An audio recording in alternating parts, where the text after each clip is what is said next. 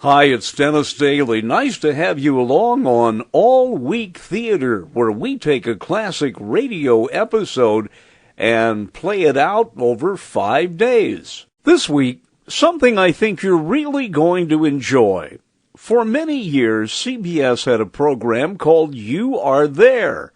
Historical events were recreated, and CBS News correspondents became actors, pretending to be at that event, doing live radio coverage. This week, the assassination of President Lincoln, with some very interesting and familiar voices from CBS. Now here is part one. Good evening.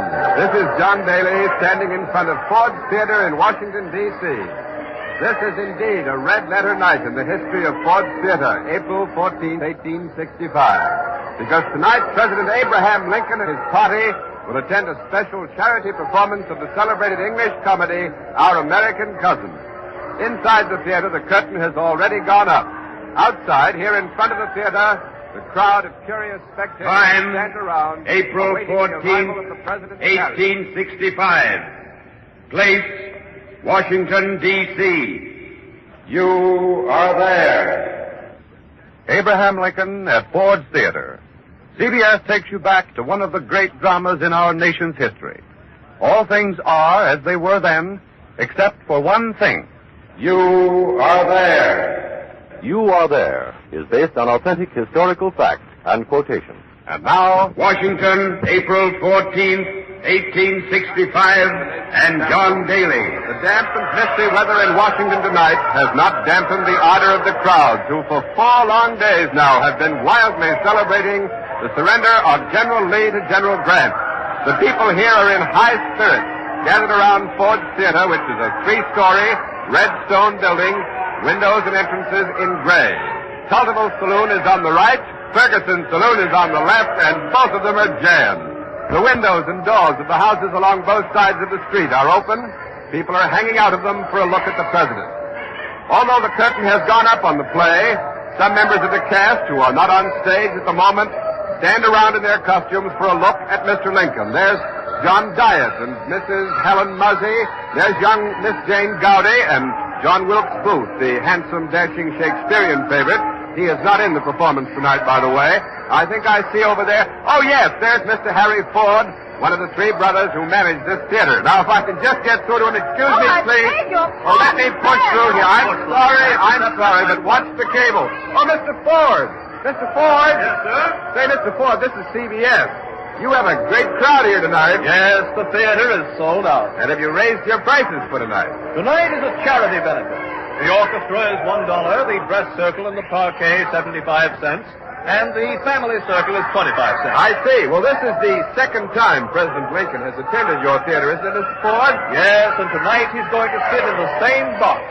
And I brought in that old rocker he likes. Oh, thanks very much, Mr. Ford. Not at all, anytime. Thanks a lot. I think I see John F. Parker, the president's personal guard, arriving on foot. Evidently, he's come ahead of the president to be on hand when Mr. Lincoln and his party arrive. Now, if I can get through to him, excuse me, please, let me through. I'm sorry, but watch the cable. Mr. Parker! Oh, Mr. Parker! Say, Mr. Parker, this is CBS.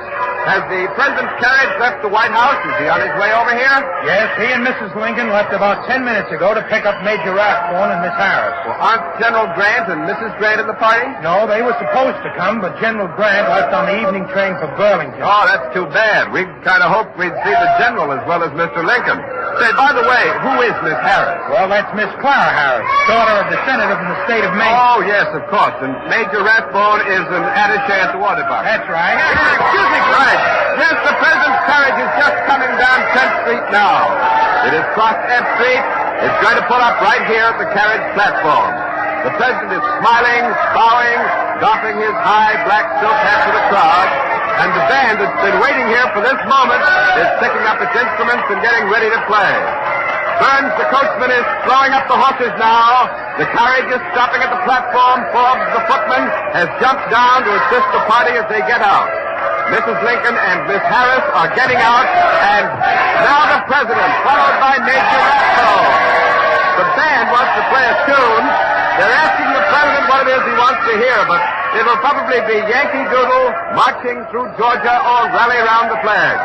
The president just said something to the band leader, but in all of this racket, I just can't hear what he's saying. Oh, do you hear that? It's Dixie! Mr. Lincoln has asked the Union Band to play the Confederate song, and they've responded with a will.